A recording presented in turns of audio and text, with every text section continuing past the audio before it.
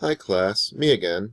In this latest installment of my poetry videos, I will be going over a couple ways to identify different types of figurative language and give you strategies to begin discussing its effects in poetry and other various forms of literature. At this point in the program, please remove yourself from all distractions. Make sure you have a pen and a pad of paper to take notes during the presentation. If I go too quickly, please feel free to stop and rewind as often as you need to. Enjoy. Metaphorical language is very important in understanding literature, and especially poetry. Figurative language is a way for images to represent other things, ideas, beliefs, and so on. It is the very foundation of poetry. Metaphorical thinking will take some folks a bit of practice. It is a way of understanding the world in terms of representation. We understand things in the world by comparing their similarities and differences to other things. By having objects or images represent other things, we draw out the qualities of that object which apply to the situation. Images may not be considered figurative language per se, but often images are still representational of things beyond themselves. Images are powerful things. They tell us a lot in a little space. They convey emotion. They depict relationships. They capture moments in time. They represent ideas, and they give us glimpses into other people's lives. Images are not just visual, though. They can involve all the five senses to paint a picture of an emotion, an idea, a moment in time, a character, an object, whatever. Many images evoke multiple senses. For example, ocean surf includes the senses of sight, sound, smell, and maybe even taste. Ever taste the ocean spray?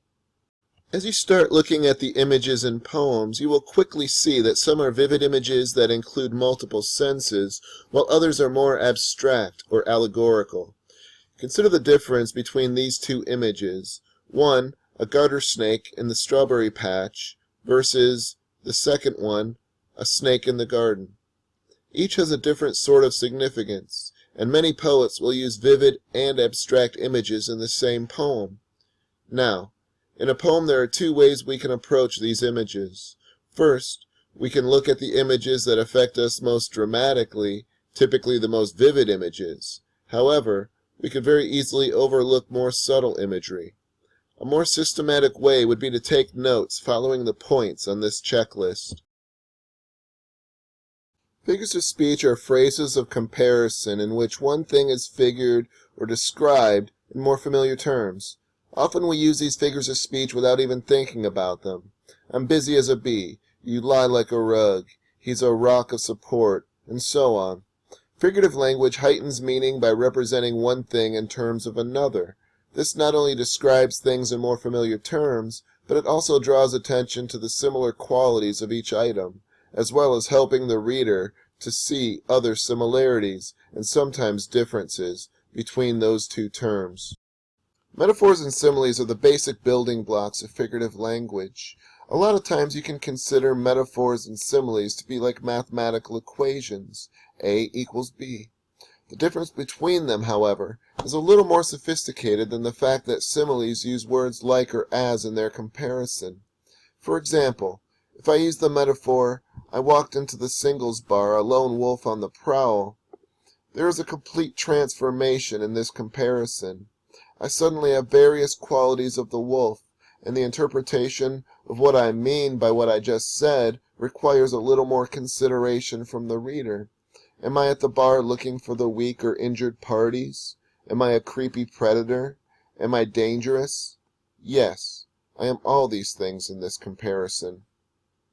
Note: in this particular wolf metaphor, there is also the implied metaphor of the prey at the bar. If I am a wolf, then what type of animal might the women at the bar be in this here equation? Similes are less direct comparisons, and as such there is a less complete comparison between the two things. Similes do most of the legwork for you. Usually, the use of similes suggests that the two terms are compared to draw attention to one quality. In the simile, hungry like the wolf, the person is only like a wolf in terms of appetite, not in migration habits, grooming habits, or even the wolf's pack mentality, or loner mentality, depending on the type of wolf. All of those other qualities tend to be ignored in a simile. Implied metaphors are a little harder to notice than regular metaphors because the things are being compared indirectly through an object associated with the term being compared. For example, in the phrase, "My girlfriend had me on a leash." Now, assuming this isn't literal, we begin to understand the nature of the couple's relationship. One person controls the other very much like a dog or some other pet that you have to take for a walk. It begins to show the division of authority in their relationship, and the leash is the object that shows that control. When considering extended metaphors, consider the Emily Dickinson poem "My Life Had Stood a Loaded Gun." It is an extended metaphor that picks up metaphoric and interpretive steam throughout the poem by building on the qualities that the speaker has in common with the gun. Because of this, the metaphor becomes much more sophisticated, showing various relationship patterns and shared qualities between the two objects. Again, for some of you it might be easier to think of metaphors as mathematical equations, x equals y. But in what ways do they equal each other? Once you start considering the qualities both items have in common and how they are similar, you'll be able to analyze why the author might have wanted you, the reader, to make those connections. And then we consider how these items are not similar, so we have an even better understanding of the metaphor, so that we might better empathize with our sister when she says her boyfriend is too froggy, or perhaps not froggy enough. Personification brings the inanimate and abstract to life, giving them human qualities. The reason for this is often to show the speaker's attitude towards the term being personified. A lot of times it strongly affects the tone of the poem and the subject matter being discussed. For example, "The sun smiled at me today." This suggests that it is a happy day for the speaker, and the sun's presence and approval are responsible for this. It would be a much different type of day if the sun were personified as glaring at my bald head, which suggests disapproval, judgment, and all sorts of bad things. Apostrophe is when a poet directly addresses an inanimate object or an idea. It is very much connected to personification, but it tends to draw out the comparison in the same way an extended metaphor draws out the connections of a regular metaphor, and it typically suggests a personal relationship between the speaker and the thing being addressed. Hyperbole is an exaggeration of the literal truth for effect. Usually, this effect is to show an extreme emotional state, such as frustration, for the sake of humor. When someone says that they said something 1,000,000 times, it is very unlikely that this is the literal truth. The emotional truth is there, that the person being told is not listening and the speaker is tired of repeating him or herself. But the literal truth and the emotional truth are often quite different in hyperbole. You might even consider hyperbole as a form of verbal irony. Understatement is the de-emphasis of the importance of an event or a situation, often for the sake of tone, perspective, or to create more verbal irony. Understatement tends to be used to show the reader the speaker's attitudes towards the subject matter. But always remember that context is vital in determining tone. In the example about the oil spill, it very much matters where we hear "the oil spill was a minor leak." Coming from a corporation, it is likely executives spin-doctoring the ecological catastrophe to make it seem less disastrous. Coming from an ecologist, however, this phrase is evidence of a deep sarcasm. Without knowing the context, we can't tell how the written phrase is intended. When considering understatement, you must, as always, consider the context of the understatement. Synecdoche is not a city in New York. Actually, it's a bit of figurative language that uses a specific part of something to represent the whole thing. Typically, this comparison shows the nature of the whole by drawing attention to the most vital aspect of it. For example, we call our president the head of state when he or she is more than just a head, unless you find yourself watching the cartoon Futurama. This synecdoche does, however, suggest the president's role as leader. The state becomes the body that is given instructions by the head. This suggests the president's intellectual role in the metaphorical governing body. If the president were the heart of the state, the role would be much different. Metonymy is different than synecdoche in that the part that stands in for the whole isn't even part of that whole. It is merely associated with it. Think of how we tend to think of vampires when we see bats, merely because of their associations in movies and books.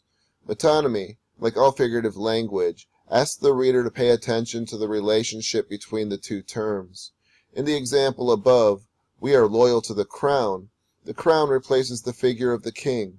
What it might suggest is that the subjects are not loyal to any particular king or ruler, but the position. So it might suggest that we will be loyal to anyone who wears the crown or takes up the position of king. You already know what a symbol is, because a symbol in a poem is no different than a symbol in any other sort of medium, whether fiction, non-fiction, drama, music, art, whatever. A symbol is a visible object or action that suggests a deeper meaning or a system of meanings and beliefs, whether social or personal. There are conventional symbols with standard or agreed-upon meanings, and there are more complicated symbols. Sometimes authors transform common symbols into something new, or symbols might change meaning throughout a text. Symbols even can change meaning throughout time. Consider the swastika, which has a long benevolent history before it was appropriated by the Nazis. Sometimes even colors are associated with concepts or beliefs. If the symbols of a poem only have one basic interpretation, and it seems to be teaching the reader a life lesson or extolling cultural values, the poem is called allegorical. We might look at a mansion in the sky. Is that allegorical or complex? What values might this mansion extol? Are there any other possibilities? Let's look at the dove as a symbol for Jesus. But it is not his only symbol. Each different symbol for Jesus represents one of his different aspects. That's what makes it allegorical. Now, let's consider how Dylan Thomas uses the symbol of light throughout this poem. Consider as I read this poem what light typically symbolizes. How does he complicate things? Also, you might consider the different ways this light presents itself. Do not go gentle into that good night. Old age should burn and rave at close of day. Rage, rage against the dying of the light. Though wise men in their end know dark is right, because their words had forked no lightning, they do not go gentle into that good night. Good men, the last wave by, crying how bright their frail deeds might have danced in a green bay. Rage, rage against the dying of the light. Wild men who caught and sang the sun in flight, and learned too late they grieve it on its way. Do not go gentle into that good night. Grave men near death, who see with blinding sight, blind eyes could blaze like meteors and be gay. Rage, rage against the dying of the light.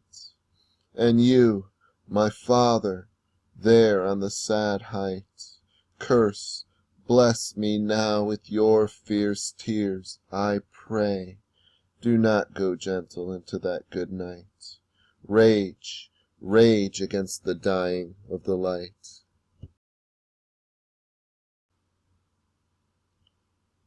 Often, light is a symbol for wisdom, intelligence, purity, and various other positive things, including heaven.